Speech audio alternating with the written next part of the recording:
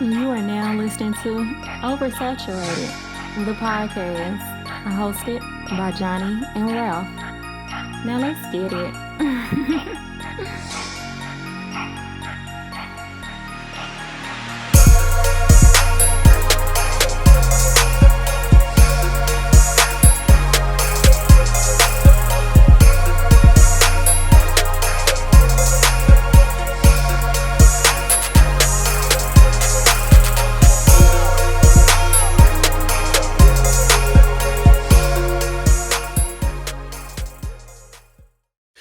Welcome to another episode of Oversaturated, the podcast, where we discuss music, movies, pop culture, and everything in between. I'm Johnny. And I'm Ralph.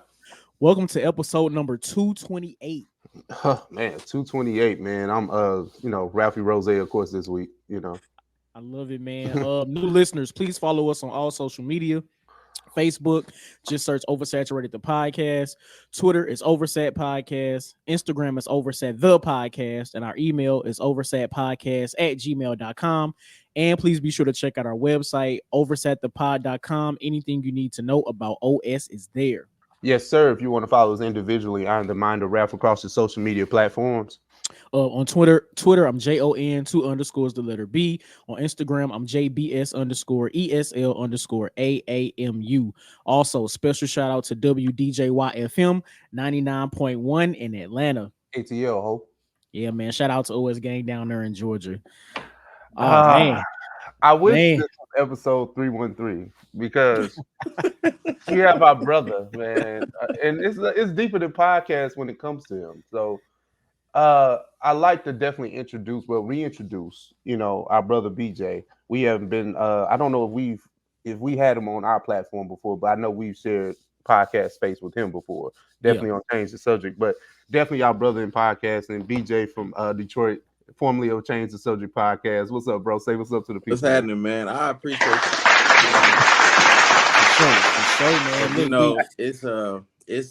It's not as common to like meet like-minded people in the space, I guess you could say that. So I've always felt like y'all was real dudes, like outside of just the creative aspect. So it's always good to show up. This is actually my first time on y'all show. Okay. Definitely an honor and a pleasure. No, we appreciate it, man. It's like you've always been somebody that we've actually kept in contact with because the podcast circles used to be deep, and then everybody just kind of went their separate ways, or maybe stopped podcasting or just went to different creative spaces. And you're kind of like one of the few people that we just kept in contact with, even though we never collaborated, at least in this space, or at least on our platform. Yeah. It was just somebody that we just kept in contact with. So we're definitely happy to have you here, bro. Oh man, anytime. So first things first, we always ask people when they come on the show, how are you doing, bro? Like we always like to do a mental health check-in. You can go as deep as you want to, or just keep it simple. Yeah, I'm actually blessed. I'm actually in St. Louis right now. Yeah. It feels like I never left home. I will say that. There's a lot of similarities to how we actually live in the city in Detroit. So as I'm, journeying out here and we on the road, I'm out here with my wife and everything. I'm a married man now. You know what I'm saying? Hold on. Hit the applause for my man. Hit the applause for So, just riding out here and just actually having the experience of St. Louis, it feels like home. So we really just been enjoying the weekend, taking in some of the sights and all of those different things. But mentally, I'm great. I've shaved off a lot of access. And to be honest, as hurtful as it may sound, my show was a part of the access. It brought a certain amount of necessary baggage, weight, a lot of stuff at that time. I probably didn't navigate the circle. Work the things now. So okay. So it's a different experience for the most part, but as far as now, with all of those things removed, I get to focus on what's important: family, wife, and building still building my confidence in, you know, certain areas as a man, just, you know, stuff that other men go through, you know. Let me ask you this. I know with just the creative space, and I think you were forced in that. You know, how has it been just kind of Appreciate it. adjusting, kind of adjusting back to just like, I'm not in the podcast space anymore. And it's something that you were actually good at. Most people don't realize they have a gift in these things, and, Yeah. they walk away for personal reasons, which So is totally it's understandable. interesting to not be involved in something you're good at, because to most people who are used to being like spiritually criticized, they always tell you if you don't use it, you'll lose it. But that's the furthest thing from the truth, because I'm not doing it and I'm still that nigga. Like, you know what I'm saying? Like, Talk about it. you know what I'm saying? Like, I can still carry those conversations outside of a platform. Like, I bring them to my family now. A lot of those conversations are actually being had with like people who have honestly done some damaging things to me. It's addressing the traditions that do not carry in my current marriage, because as soon as I got married, it seemed like everybody started separating. We get to unpack a lot of these things that you guys almost like conditioned me to bring into my relationship, had not somebody interrupted that process. And I was able to shave that off too. So it's I'm still very much in the same headspace, although I'm not in the same creative space. You know, so I do have like tons of ideas. Like, I never stop writing and journaling and stuff like that. So I definitely have the arsenal to make a grand return to things, but it has to be different, and it has to be in an atmosphere where it's more conducive to what I'm trying to do. So I'm just trying to figure those things out. And then timing, of course, is like a big thing too. Yeah, Right. Yeah.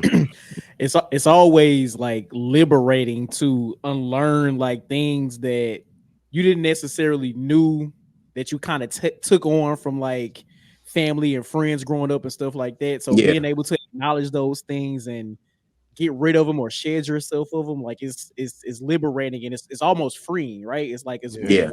it off you. It's great, man, and it's crazy because I've kind of had these conversations recently, like with some friends, and it's like when we change, like when we decide to make a change for ourselves for the better, it seems like the people around you start to drop off or start to act different because you set your own boundaries and you set the things that you want to do and make sure you protect your own peace. Like it's crazy, man. Yeah, it's the testing all of it, right? How much are you willing to go to this space where you say you want to go when everybody around you refuses to go with you? So are you going to be the black sheep? Those are the things that you have to be willing to, kind of go through. Ostracized in friend groups, ostracized by family, ostracized by the majority. Yeah, but we have to also learn that when we are let go, because that's what it feels like, of course, when people don't understand or even try to understand what you're communicating in the growth. A lot of times them moving out of the way is making room for the rewards and the blessings that are to come, because I think I've had too much of a lot of people or a lot of types of people in life, right? You know, I've had more than enough of some of these niggas that are moving out of the way. You know what I'm saying?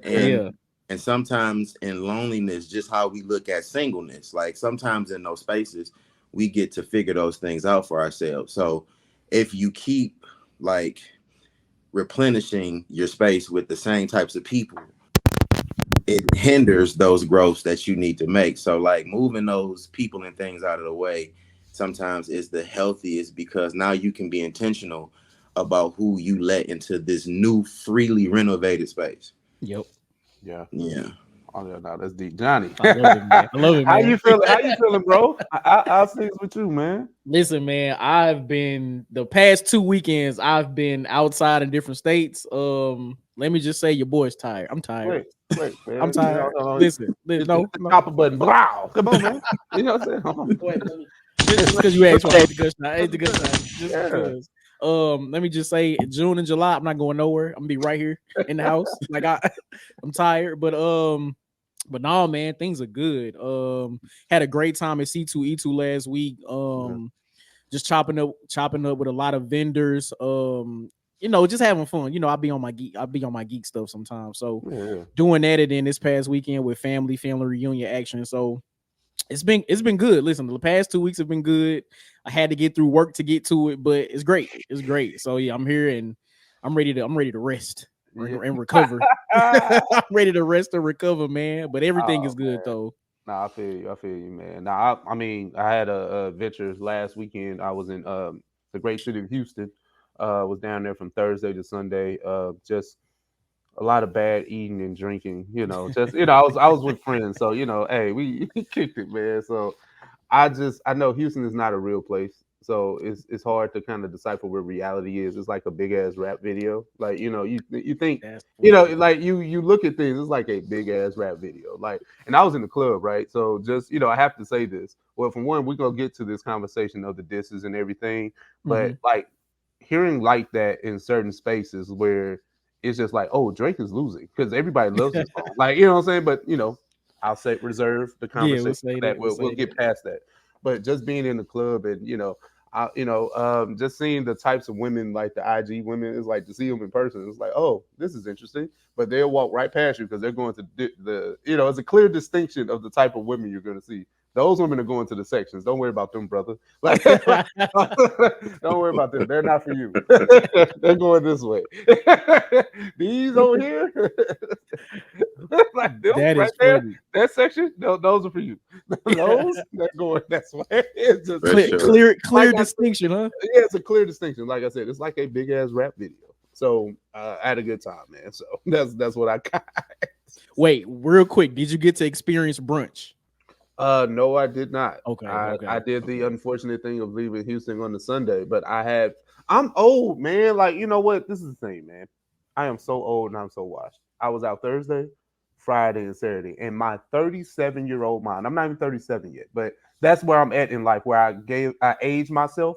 You know what I'm saying? Like I'm 37. I'm not 37 yet. Always age up, yeah. Yeah. I'm always aging up. So it's like, in my 37-year-old mind, what can I have done on a Sunday that I couldn't have done Thursday night, Friday during the day, Friday and Saturday? I mean, and Saturday, I was just, help me understand Houstonians, help me, because anybody that I met was not fucking from Houston anyway. Like, I'm meeting all out of towners. We all out here, like, you know what I'm saying? So like, everybody's from somewhere else making it here. So that's crazy. That is crazy. But like I said, one big rap video. But go. I implore you to go. It's a good time. I love it. No, it's crazy. Now it's so crazy. We're evading OS tradition. We're not doing off the dome this week, and we don't really have a rundown per se because World War III is happening. Man, there's so much going on. We had enough to decipher Euphoria. Euphoria could have been a 30-minute conversation on its own. For sure. Kendrick dropped, Drake dropped. It was so many disses. I don't know where we should really jump in the timeline of things. Me and Johnny have obviously already broken down anything leading up to Euphoria. So I guess we can start Euphoria until our current space of things. Like, well, before we get into Euphoria, right? Because I think we pretty much talked about everything up to push-ups, right?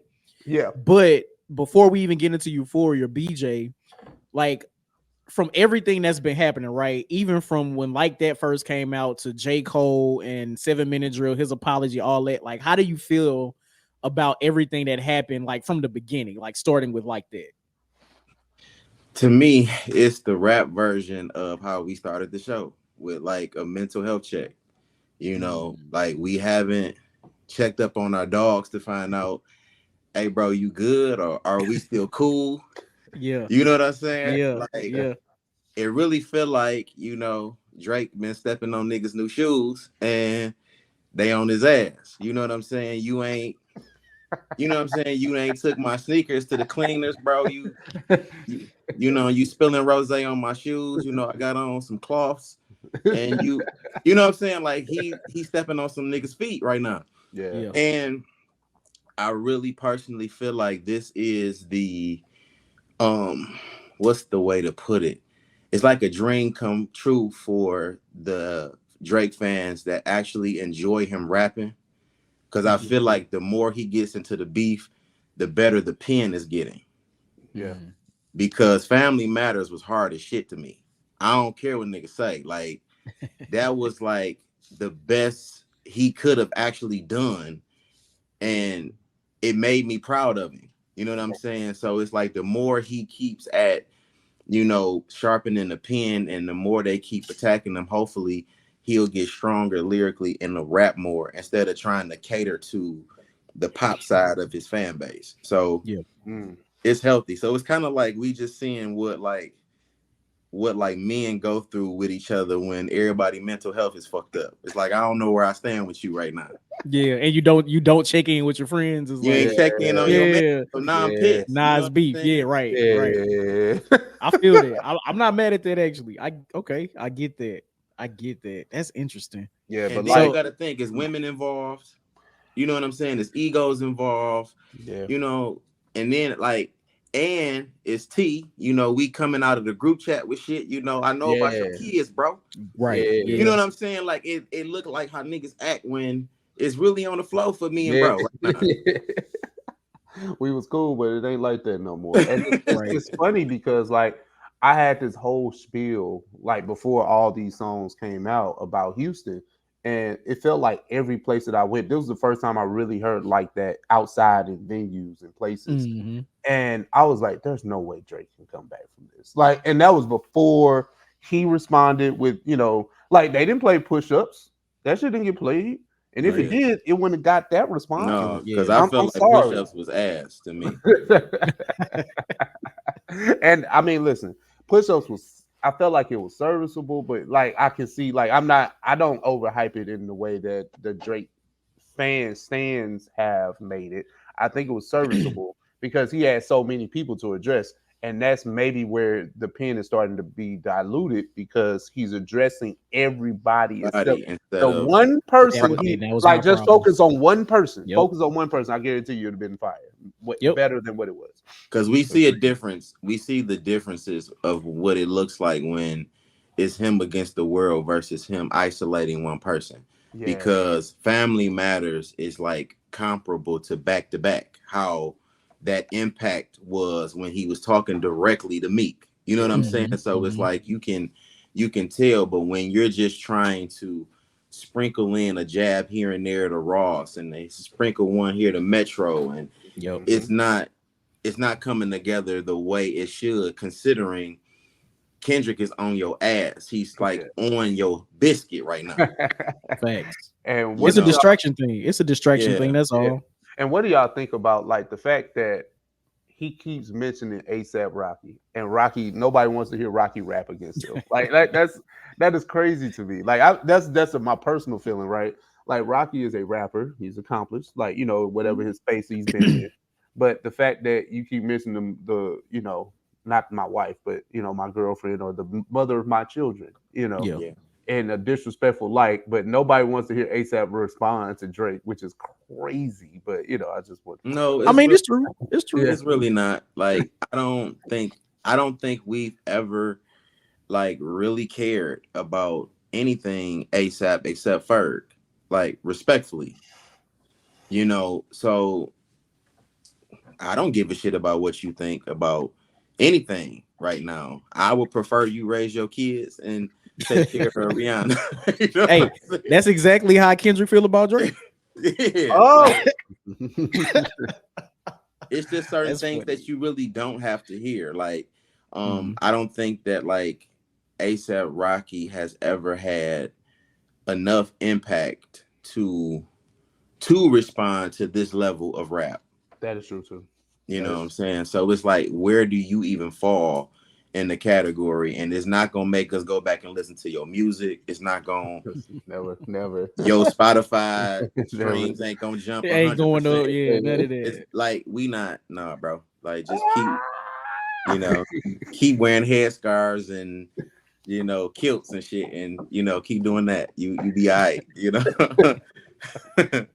I know, right? That's crazy. But okay, so Kendrick jumped back outside after the push-ups and everything in Euphoria. Euphoria was the first diss, right? Well, at least in this line of it. What do we think about that diss? I guess before we kind of get to the other stuff. Honestly, I loved it. I loved it. The first time I heard it, listening, hearing the Teddy Pendergrass sample, right? At first, it's like, okay, I know Kendrick, I know where his brain goes when it comes to music and samples and things like that. I get it, but I'm like, I hope this is not the entire song. Yeah. Then the beat switched, and I said, oh shit. And from then on, I feel like he just went crazy the entire song. And I feel like I've been trying to replay everything because it hasn't even been a week since all of these dishes dropped, right? I think Euphoria dropped the 30th, like April 30th. This is what, May 5th, 4th, 5th?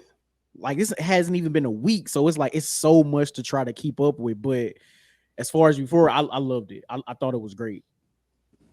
There's a mental piece of it. Like, the mental exercise to me is what makes it entertaining, because to my understanding, the significance behind the Teddy sample is Drake's uncle, Larry Graham, was the bass player on that. Yep. Right. So he's letting you know, like, just how deep into this I really am. And I'm really, like, intentional about the messaging that I'm sending, because this is like, this ain't nothing that's gonna like blow over and they gonna be cool again. Like, no. So we there, I'm almost like I'm like squatting in front of your mama house at this point. You know what I'm saying? Like, it's there. So like, he's sending these very intentional messages in every little detail that he's doing. And the mental exercise is what really makes this more entertaining than just the lyrical aspects of things, because there's so many like interwoven like concepts and theories that go into, well, why is he saying this or why is he doing that? And it just got the industry really like invested. And to the common person who sees this, from just a humanity aspect, it's like, everybody ain't saying the same shit about you and it's all wrong. Yeah. We seeing that too now. So like, this is a very promising space for Drake as an artist to be picked apart this way. Yeah. Like, we could really get some good rapping out of this. Hopefully, it'll show a little bit more in the artistry, how he puts these ideas and concepts together versus him just trying to get straight to the radio and the girls. It kind of gives you the opportunity to show this process a little bit more. Yeah. So I appreciated it. Do we still need below the belt diss records at this point in like rap? My answer is no. I don't think so. And I think I've seen this theory floating around, and I think I kind of agree with it. I think Pusha T, like, I think he changed the way people view these things with the whole outing Adonis and things like that. Like, people are looking for the mess, looking for the tea when it comes to these diss records now, right? And I think that's where people were hoping that this went. Now, I'm a fan of lyrics. I'm a fan of rapping, right? So which is why I'm still a little upset, but I get it with J. Cole. Is like, I was just waiting for the lyrical prowess to come out. Like, let me just say I rap better than you, and I'm gonna show you because I got the lyrics, I got the metaphors, I could do this. But all of this went left really quick. Like, after Euphoria, all of this went super left. And even Kendrick even warned him. He said at the end of Euphoria, if I'm not mistaken, he said, if you take it there, I'm taking it further. That's something you don't want to do. Yeah. And we way further now. So yeah. I think it changes with just we're in a change of the guard, right? we say that we don't want that, but yet we want entertainment. So where does the entertainment come from, right? We live in this space where, you know, the tea or the gossip gets the people going, even if it's not true or not. Like, can we justify these things that both camps are saying? No. we run with what we identify as the truth because we want this certain person to win or not. But this is the thing, and I think this is the reason why it has to be like that. You can't win against Drake. You can only go that route because his fans or the bots or whoever the fuck he got riding for him just does not let the goalposts constantly move. So you have to hit that nigga in the nuts. Pause if applicable. Like it's just it has to be that because there was no way Pusha T was gonna win against Drake just off of plaque shaming, off of the fact he was in a group, he's old. Like those are things that people count against him. Now you have somebody that's really on his level and people still discredit him. So where does the leveling of the playing field come from? I don't know because I've always thought and I still believe that Kendrick is a better rapper, but we all know who the big dog is. So you'd have to come with something else because we know who's gonna rap better. I think that's understood. Yeah. Yeah. I agree. I Yeah. agree, and I understand the concept of it. I think the reason why I asked this question Mhm. is because I don't know who, I can't remember exactly who it was, but it was one of the guys from TDE. I don't know if it was Punch or Might have been Punch. I know he's been real yeah. active. Mm-hmm. He was basically saying like, you know, this is just the homies going back and forth lyrically sparring, right? Yeah.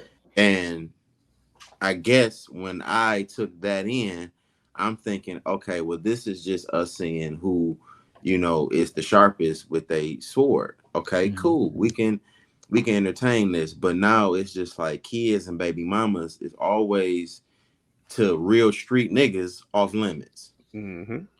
And we get so caught up in being entertained that our values go out the window. It's like, Agreed. okay, bro, you talking about this nigga baby mama. This was your man's. How much was he your man's if you talking about the bearer of his seed? You know, it's like it gets to this point where like even in rap beefs, which are supposed to be, you know, like I'm tearing you apart lyrically, you know, best man win. I get all of that, but it's just like the codes just diminish every time somebody get into it. It's like, and that's a goalpost in itself. So when we think about the street code and Kendrick kind of set the violation off. Yeah.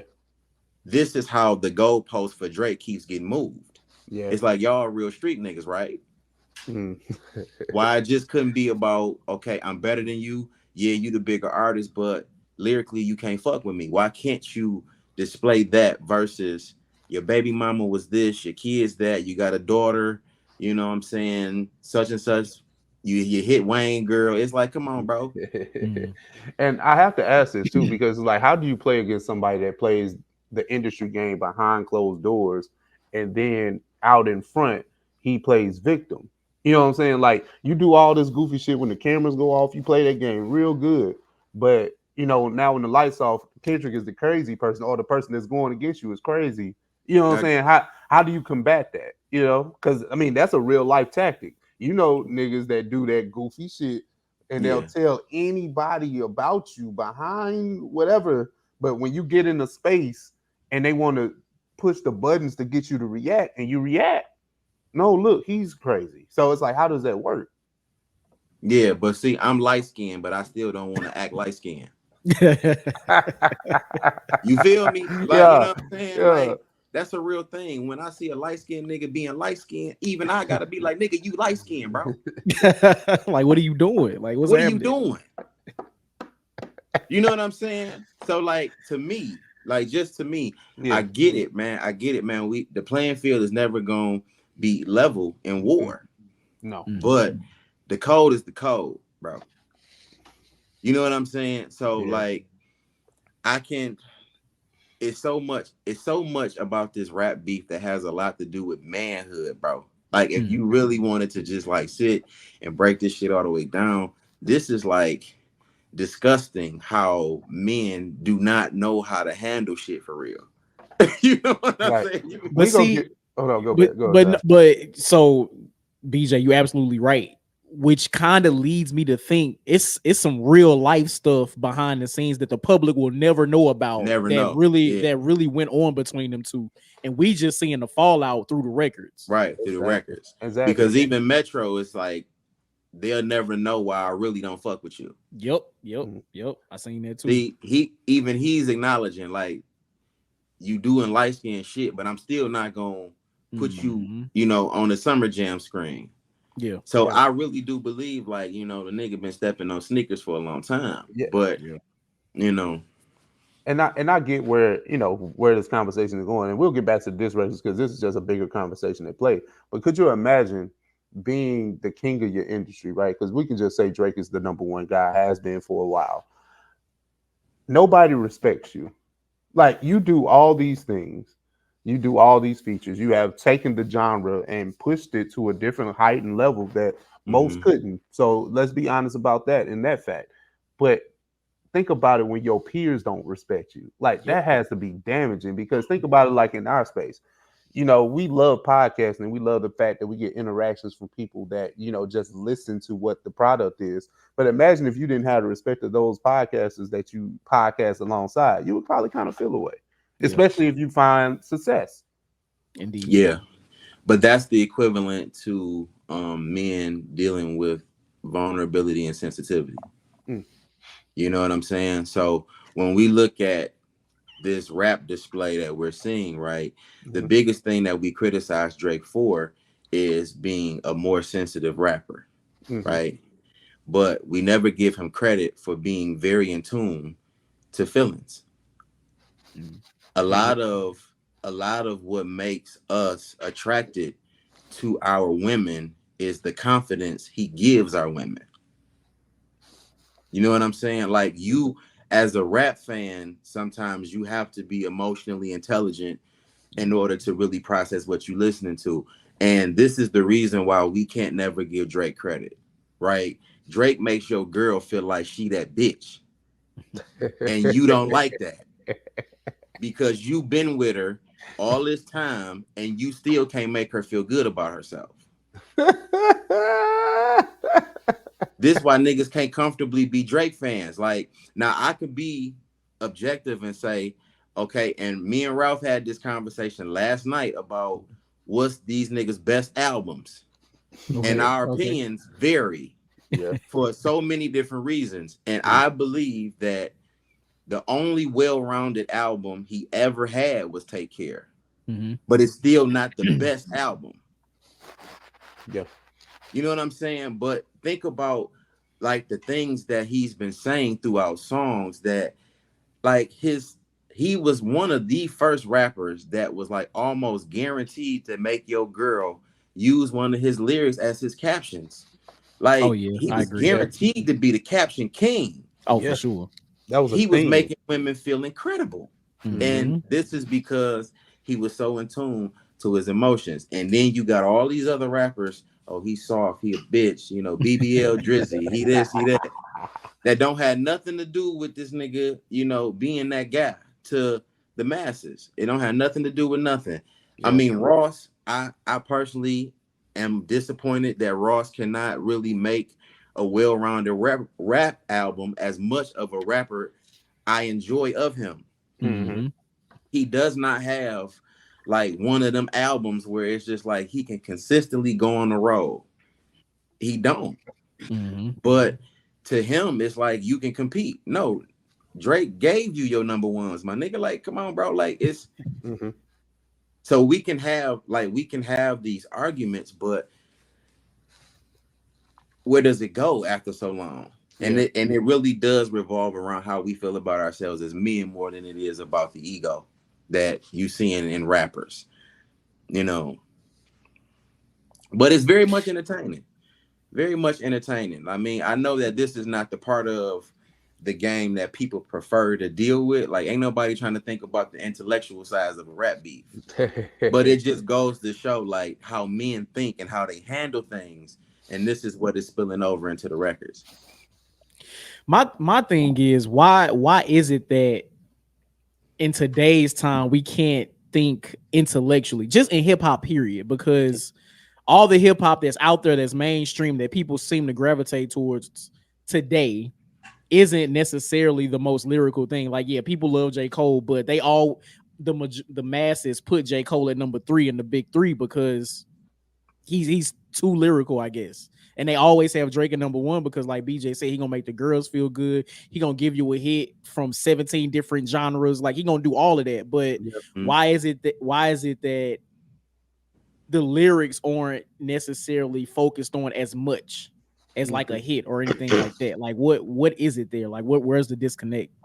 I don't know. It's always been a perfect marriage of like lyrics and beats, right? That's why people, as much as they hate, like a Jay or Drake or somebody in that space, they were the ones that married those things together very well. So that's why most would consider them at the top of, said rap, pyramid or whatever.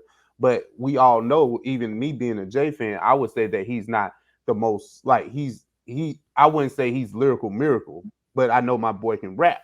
But I know there are better rappers. So that's the thing. But it's like when you encompass the whole thing, okay, they give you everything that encompasses a great MC. So that's why they kind of, get that pass. Up there. Yeah.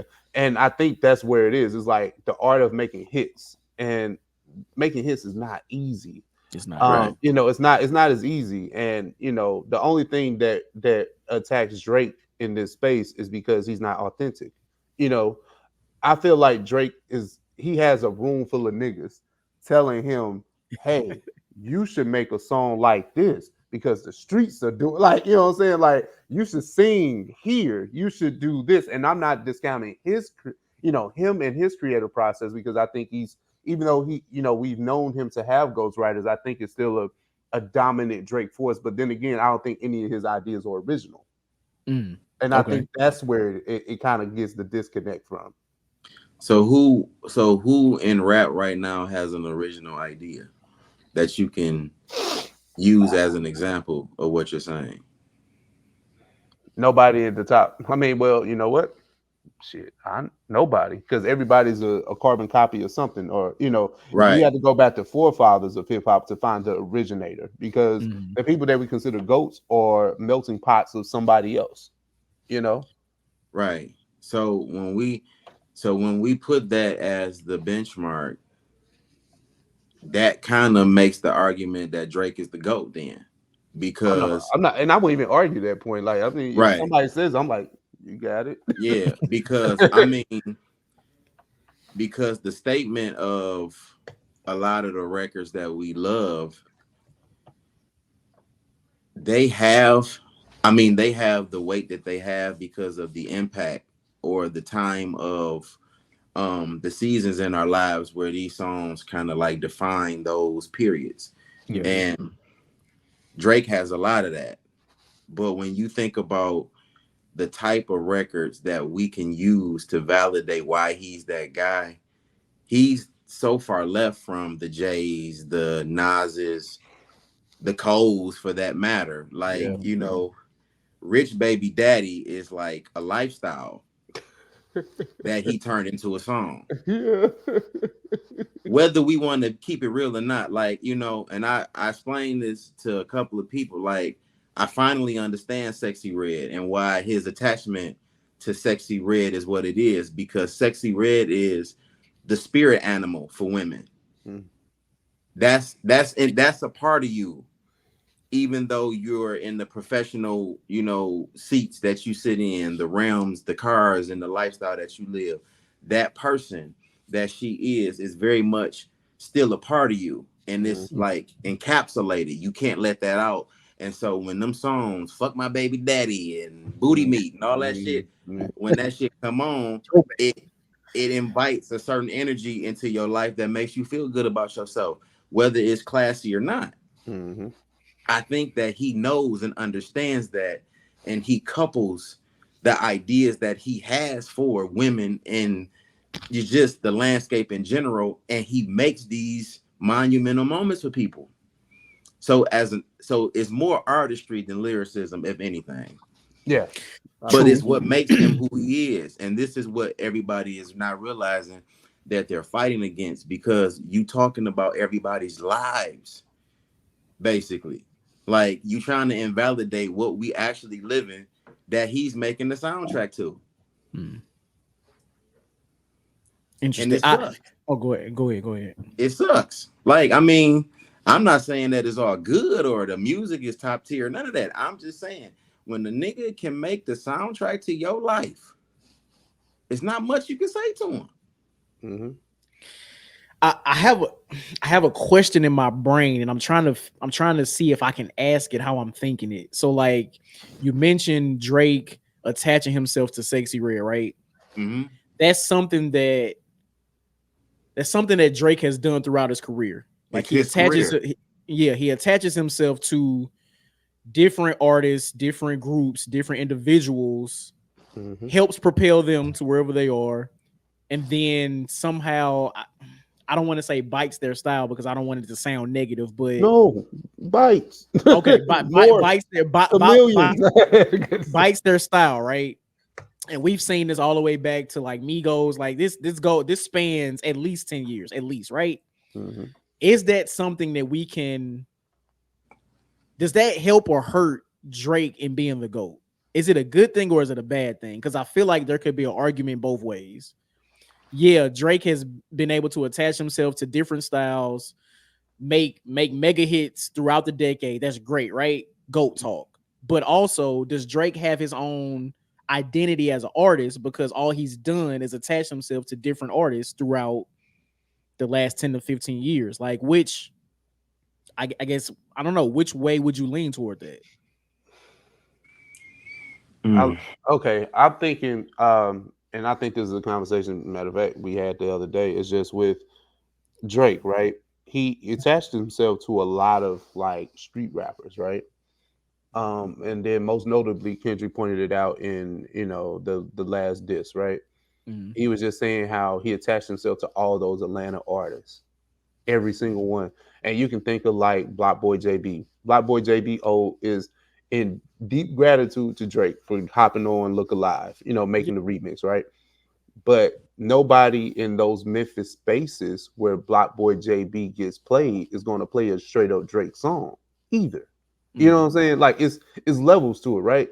Like, yeah, he's the GOAT and he did all these songs with all these street rappers, but he only did that for validation. Where, they might play the songs with Drake, but they don't go to straight Drake. And like, you got to go to the trenches and they don't play that shit there. I'm guarantee you they don't. Like, right. I stand on that. So, like, do niggas fuck with Drake? Absolutely. But they fuck with people that they can identify with a little bit more. You know what I'm saying? You're liable to hear all these other people first before you hear straight up Drake. And if Drake hops on your song, yeah, it gets you played in the Vegas club. You know what I'm saying? It gets you played in like a mainstream club. But we talking about like, where they fry your wings hard. Yeah, they ain't really they ain't playing Drake there. And I'm being honest. Yeah. I don't know. I don't know. It's definitely a conversation that could go both ways. I don't know. I lean more toward, does Drake have his own identity as an artist? I don't know. I think he does. Mm-hmm. I think personally, like, if I was, and I'm gonna just use myself as an example. Like, okay, I come in the game at a time where Jay-Z is pretty much the pinnacle, right? Mm-hmm. The same shit we kind of accusing Drake of doing, Jay-Z did it too. Mm-hmm. Okay. He jumped on, the high remix with Juvenile, or like all these different records that kind of like coattail, is that your chick and all of that shit. Like, he did it, he did it just as much as any other artist. But what I believe to be the theory in a lot of these moves that these artists are making is they could very well, speaking for specifically Drake, I think that Drake can see the type of moment he can create out of some of the things that he sees in the landscape, and he jumps on it, right? And true enough, we can say that that's not very much of his own identity. But let's be honest here too. How many of those songs that we jumped on did they already imagine him being on in the first place? Like the little Four Bats record, right? Mhm. Oh yeah. That jumps off, and it's like, who do we honestly hear with this type of melodic texture and the harmony of it all? Who do we even fathom can take this to the next level? I feel like most niggas would be like, this would be fire if you got on it, versus him saying, let me ride your wave. Yeah. Yeah. You know what I'm saying? So it's kind of like a, we could point shave a little bit, because we do want to know, like, where is your cloth cut from? Where are we like really judging you in terms of point system? But then again, to me, I just think that like anybody, I just want to create. You know what I'm saying? And I want to be on some fresh shit. I want to be in the mix when sometimes I might be dry. Mm-hmm. And it might take, some young kid with something fresh for me to jump on to just get me back in the swing. But I still don't think that is fair in terms of how we rank him. Yeah. Mhm. You know what I'm saying? Because everybody does it. A remix is simply what it is, a remix. Yeah. Somebody has to be added to the original record, however we look at it. Yeah. Mhm. You know what I'm saying? And I mean, just speaking honestly, I think the industry needed somebody like Drake to kind of, move in and push it to where we are now.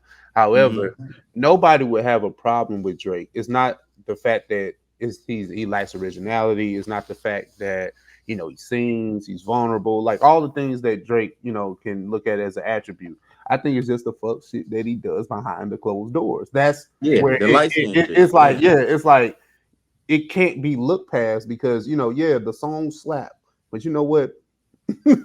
You are not a good person. It's like Right, when you just and I've been on record saying he's a dweeb with money, and that's okay. But as long as he knows that, you know what I'm saying. But he don't know that, and he's running around where now we get back to the Kendrick disses. He's psychoanalyzing this nigga. You know what I'm saying? Like you thought that the money and fame would change who you are. No, no, no, no. We still see you, boy. Like we know that you're not that guy, but you do a lot of things. You go behind back and mess with niggas, women. Like it's crazy. You know what I'm saying? It's like you have all this power, but yet you do all this goofy stuff. So it's kind of like, what, at a point, fuck all these hits, bro. Like we don't care about that. Like, you know what I'm saying? So as men, right? Because I look at this from like the lower level too, right? So imagine, we three homies, right? And Ralph get the tripping, right?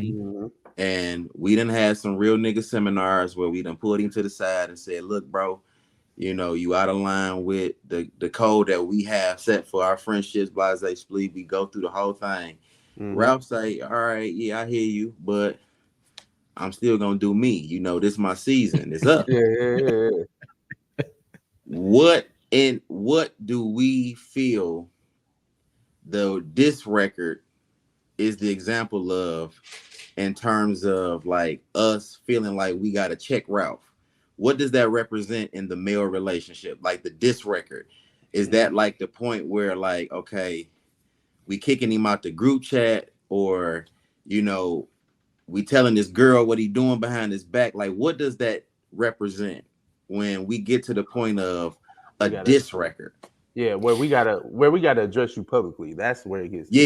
Right. Yeah, it would depend on the person, because you might want to just excommunicate them from the group chat. Like you just we done messing with you. I might want to go, and this is all hypothetical, but I might want to go tell this girl like, hey, he been wilding. Like we tried, whatever. Like it.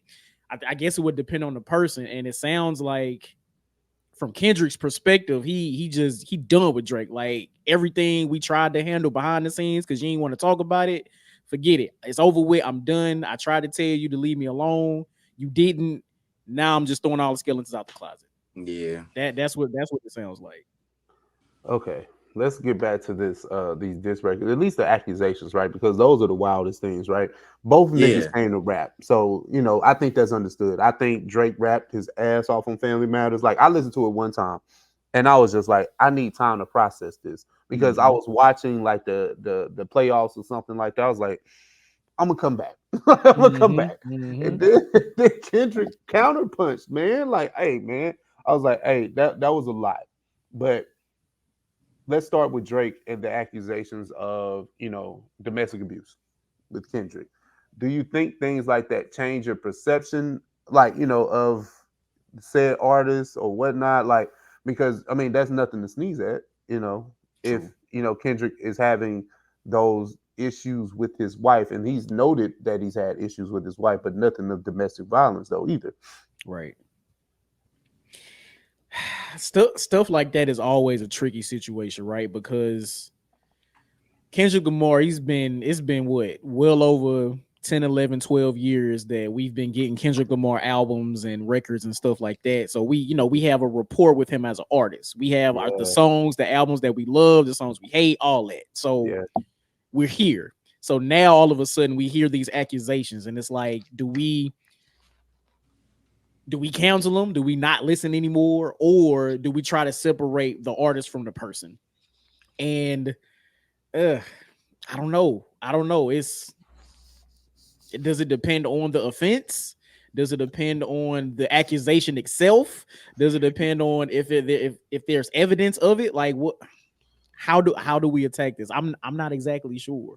Like, I listen, I heard it, and I'm like, ugh. Damn, I don't really think that you can. I mean, as much as it is like a hot topic for people, I really don't think that you can attach your morals to music the way that you do everything else, right? It's because one, it doesn't change much, because for the listener can't prove what the accusation is. And again, these are like soundtracks to people's lives. Some of this stuff, you were born to, you didn't heard playing throughout the house your entire childhood, like these type of things. Think about if you really found out what everybody was on when they not in the studio, you wouldn't listen to nobody. No, it's true. You know what I'm saying? So it's like, I definitely understood the motivations behind us, always trying to, expose domestic stuff, or I understood the whole R. Kelly situation, but keep it real, nigga, I still enjoy Step in the Name of Love, bro. People still are stepping. We still stepping. Sometimes you'll forget that he on the course or some shit, and you a verse in. Why cut it off now? You know what I'm saying? Like, it's just like, I don't think that like, based on merit, we can really take that to heart. When you say, now, if you post a newspaper article as the cover art and it say Drake, or whoever, Kendrick slapped up so and so and so and so, then maybe we can, adjust ourselves accordingly in that regard, because we got some physical proof and we can fact check it. But I mean, it's hearsay, and a lot of these niggas don't even really say that with the idea of upholding male, like merit and upstanding stuff like that. Like, you just saying that because I just want to tear you down in this rap battle. Pretty much. Like, you don't care about the fact that Kendrick really beat his wife. You just want to get one up on him. You just want to get one up on him. And like both of y'all are saying, I don't know if we can ever really separate the art from the artist. Like, I've tried. It's I like what I like. I listen to Chris Brown. Like, listen, he did what he did, but do I endorse what he did? I guess so. But I'm not saying that, domestic violence and things like that. And he pretty much terrorized women for a very long time, well, at least that first quarter of his career. But to sit here and say that I endorse that, no. But in a way, do I listen to him? Yeah. Yeah. So I mean, shit. It's one of them. Like, I don't know what to tell you. When you get to those conversations, it's kind of tricky. But now it's kind of like, Kendrick has pretty much dropped the bomb, and I know it's kind of like people want to focus on the daughter, the hiding of the child. That's more of a a catchy headline, but this nigga is talking about pedophilia, and that's something that's different, and that's no laughing matter. Like, what I'm saying? I'm listening to this because on Meet the Grams, like, that was a surgical type of Absolutely. diss. You know what I'm saying? I don't care if it was over flutes or whatever was going on in the background. I heard what he was talking about. Like, and he was accusing Drake of pedophilia, and that's something that needs to be addressed. I don't think that's like, listen, fuck all this rap stuff, bro. Or is that what you own? Like, Yeah. and Drake has been noted to have liked young girls. And I'm not saying teenage, I'm just saying younger women. And like I know it was like headlines. He was texting the girl from Stranger Things, Millie Bobby Brown. Yeah. And she's a teenager. I mean, she might be grown now, but that's still weird, bro. Like, you know what I'm saying? Absolutely. Like, Yep. you don't text teenagers. What are you doing? You're grown. But and then the Euphoria, like the name of Euphoria, he's an executive producer of Euphoria, and that's a wild show about teenagers. Like, it was real surgical with a lot of things that Kendrick was doing when he's dissecting Drake as a person and then the artist. But just seeing the accusations of pedophilia, like, I don't know. Now that's something I don't know how to feel about. Like, I mean, clearly it's wrong. It's wrong, immoral, illegal, all that shit. But I just thought it's like, how does Drake address something like that? Because you have to. Nobody can call you a sexual predator, a sexual deviant in that way, and you don't say nothing. And then they'll say nothing. Yeah. Yeah. Well, actually, he can, because Kendrick hasn't put anything out that validates why he's saying it. So until you do, I don't have to address it. Like, I'm still innocent until proven guilty. Yeah. In that concept. But that's where this thing kind of gets tricky, because it's like now it's getting to a point, and that's why I was asking, like, where do we rank these below the belt, like acts and things that we're doing in these rap battles? Because again, like, if you accuse me of something and I actually am not guilty of doing anything, unlawful with underage anything, then now you got to stand on something. And when we see each other, we see each other. Yeah. You know what I'm saying? So, like, if this is what you really feel about this man, then it's not even a rap battle. Like, we don't even get on record for anything. We see each other as men. But I don't know. Like, when you talk about like anything with underage anything, is like, that is something that a lot of us can't look past. Some of us can, because again, our morality is not tied to our entertainment.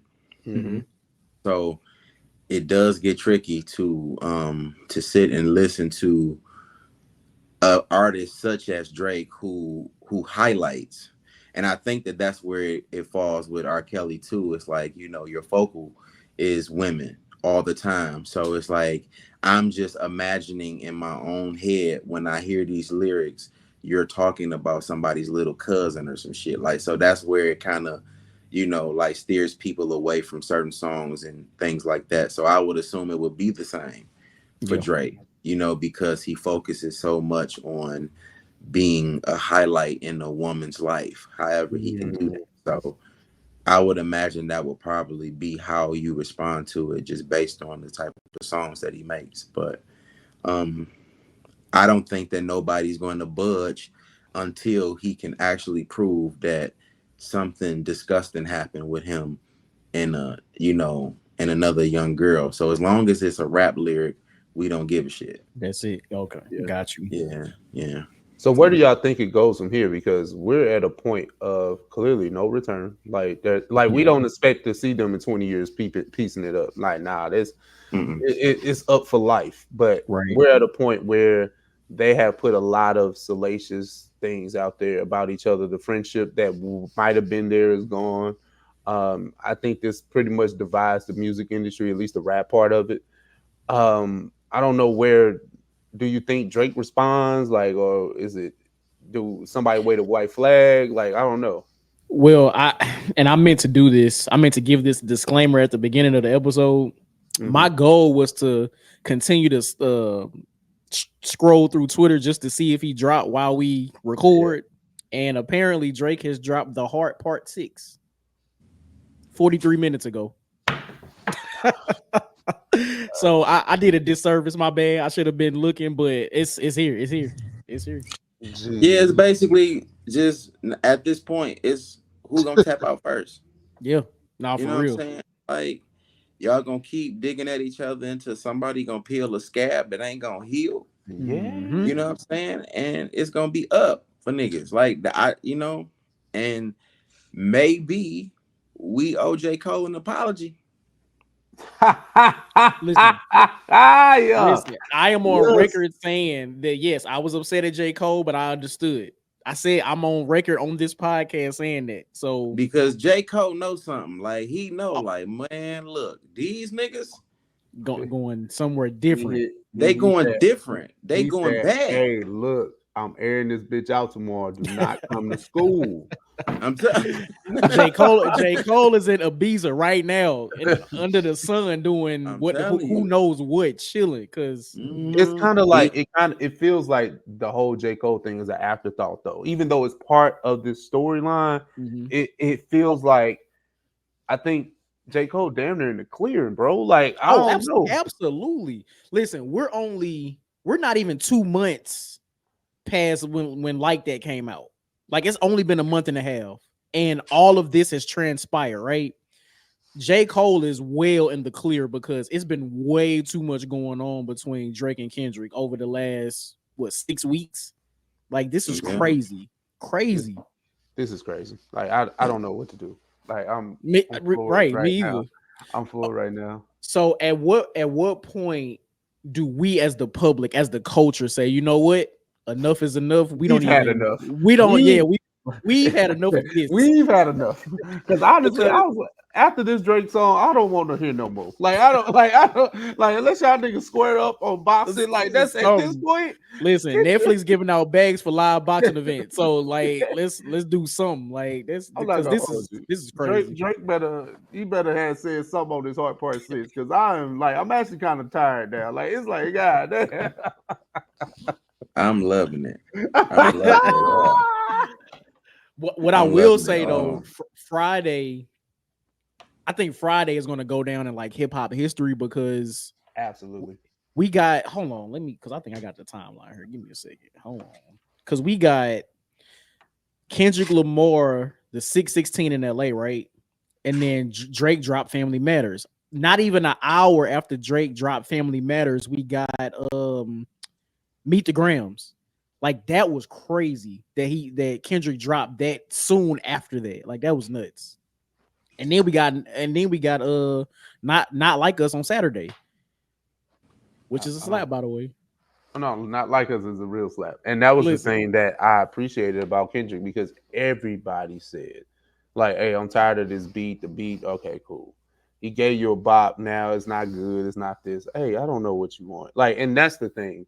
A lot of goalposts moving has been happening on, I don't know if it's both. I'll say mostly on Drake's side, but I'll say for both. I think, the Kendrick stands are kind of, done what they have done. But like I said, I'm a fan genuinely of both, but I'm not going to hold you. I love seeing Drake sweat because it's making him do more. Absolutely. That's the thing, because we're fans of Backpack Drake. We're like me and BJ was talking about. He did For All the Dogs and did the extended version, and all the last six slap. The last 6 songs slap. I'm like, why the fuck this one on the album? But exactly. Each his own. And he had to get bullied. He had to get bullied into that. Like, like what we doing? He said it's the whole artwork and everything. It was a whole new album. Yeah. That's crazy. But I definitely feel like this is a side of him that's like rapping a little bit better than he has been for the past couple of weeks, and maybe it's a tactic that we don't necessarily see that's happening to make him a little bit more accountable for the stuff he puts out in terms of his artistry, because to have your character attacked in that way, I think whatever he was probably working on before all this shit hit the fan, he probably done scrapped it all now. Like, now he's probably in a trick bag for the next couple of months trying to figure out, like, what would I say now after all of this? After my character been assassinated, I've been accused of being a deadbeat dad, I got a porn star pregnant or whatever, all these different things that you kind of you know, you look a little crazy for on the surface of it all. But I mean, this is a man and his choices. You know, hey, Right. we all done fell in love with a stripper. Yay. But It happens. the evidence of it just didn't come out. You know what I'm saying? Like, so it's just like write a passage. Right.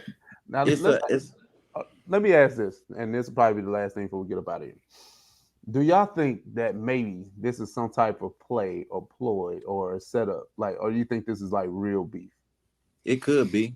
Okay. Because Family Matters was already on the tail end of the diss record. Right, yeah. Yeah. You know what I'm saying? So it was just like, you know, you kind of knew it was in a tuck before it came out. But I think that niggas like this can definitely keep their finger on the pulse of the culture. They probably got their camps going back and forth. Hey man, what I'm hearing, it might be over for your boy. You know what I'm saying? They might just be having like some friendly little sparring and might have already communicated, hey, nothing's off limits. You know, some niggas play games like that, but because even Drake said that in Family Matters. He was talking about how Kendrick reached out to him and we ain't doing this or we ain't doing that, something to that effect. You know, I'm paraphrasing the lyrics, but I don't know, man. Sometimes I feel like this is premeditated. Like this is, you know, we trying to get the rap game back #1 genre. We need, you know, everybody got to be for something because that's a time where it wasn't looking good for us. I was about to say that's a good point because last year was like one of the worst years for hip hop, like on record. So maybe this could be something to rejuvenate the genre. So I don't know. I did think it was fabricated at first, but even if they do say nothing is off limits, if they were texting behind the scenes, like I don't think it would have gotten to where it is now.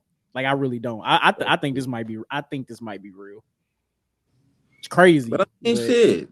Jay and Nas, you know, super ugly, and then time goes on. It's like, hey man, I was being childish. Yeah, I fucked her, but hey, I'm sorry. Yeah. Then we get Black Republican. You know what I'm saying? Like, Okay, so last question. If all of this is real, let's just say everything that they've said back and like all this stuff is real. This beef is real.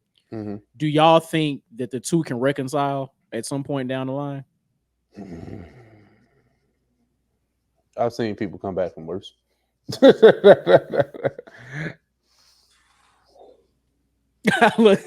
at. Listen, if Gucci, maybe I can say this. Gucci killed Jeezy's mans. And they did a versus together. I don't think Pookie Loc was his man's though. he was a paid shooter. He was a paid shooter. Like it's just the way he said it. I put your man in the dirt. He's taking a nap. Because ain't no way you kill my mans and we having a versus. Ain't no way. I mean, okay. Ain't no way. Pookie Loc. That's a point made, then. Nigga, Pookie Loc just had bullets in his back pocket, like, and he stumbled upon Jeezy at the right time. You know what I'm saying? Hey, I need a couple of them. Look, man, I don't know. I don't know if all of the information that they have said about each other is true and like lawsuits, allegations, defamation, all this stuff come about. I don't see how they can come back from this. I don't. Nah, I don't need no phones either. I'm straight. Yeah, I'm straight. I don't want no kumbaya from this. I don't want that. Like, let's just let it be what it is, man. Y'all just keep making y'all records on your own. Yeah, and then we good. This is a lot. Because what this also makes us pay attention to is, I mean, we got to hold Kendrick accountable, man. Mr. Morale wasn't it? I said it. I said that. I said it. So you doing all of this mass production, bro. I hope you cooking. Your next album gotta be heat. Yeah. It's gotta be flames. He already got an EP out of Diss Records. He on the right track. He on the right track. EP of Diss Records is crazy. It is crazy, but it's out there. We got the documentation. Future did a 2-part diss album, so then again, I don't know what's going on. That's facts. That's facts. I don't know what's going on, man. But clearly, people, we have reached the end of our Dr. Johnny. What you got, bro? Listen, man, BJ, we want to thank. Hold on, let me hit the applause again. We want to thank you for joining us. Dope conversation. Leave your social media if you want people to follow you. If not, y'all can't find me. Harass this nigga. Make him bully him back. Make to him feel bad. podcast. Bully Listen, him back. My tags is pretty much still the same. There Go BJ is pretty much like me across the board. DERGOBJ. Just say what up. Don't ask me for nothing though, cause ain't nothing going on right now. But like, if you just want to converse or whatever the case is, you can find me there. But I don't got nothing else outside of that. Change the subject. The subject change is still the page up. Nothing's going on up there, but the DMs I see them, I still respond to them. So. Got you. Again, man, we appreciate you. Listen, this is your first time. This would not be your last time on OS. For sure. Listen, I'm glad you enjoyed St. Louis. Again, I know I was out of town on family time, but I'm still hating. I ain't get to kick it. So I'll make sure I'm here next time. It wasn't no kicking it, though. That's the thing. Niggas is old, bro. It wasn't no kicking it. Hey, man. I love to sit and have a drinking conversation. Yeah, too. That's kicking it for the uncles. That's kicking it for the uncles. We had hella pods. Uncle era. We had hella pods. We should have cameras and mics around the way we was doing. I ain't gonna lie to you. Like, it was really good for the soul because, like, you know, I've been knowing y'all for a minute, right? Yeah. And it's a blessing to be as cool and close to people that you haven't physically met because we was talking and like it was certain circumstances that was going on that would probably had affected us bonding the way that we did when it finally did happen. You know, you tied to somebody that ain't, you know, rocking with me or I ain't cool with no more and all of these different things. So it's like it really does, you know, make a difference to the experience. I don't know what just happened. Yeah, I didn't want to say we was letting you cook. I tried not to make a face, but it went with what you were saying. So turn up.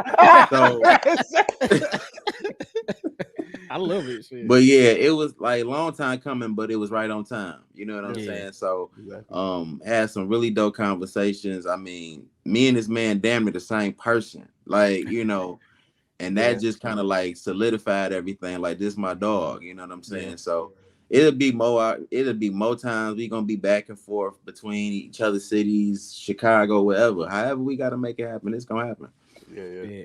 That's what's up, man. So episode 228. Ralph, anything left for the people? Nah, man. We appreciate you guys. We love you guys. Make sure you tap in. Make sure you share this link because you know OS is for the streets. And with that, that's episode 228. 228.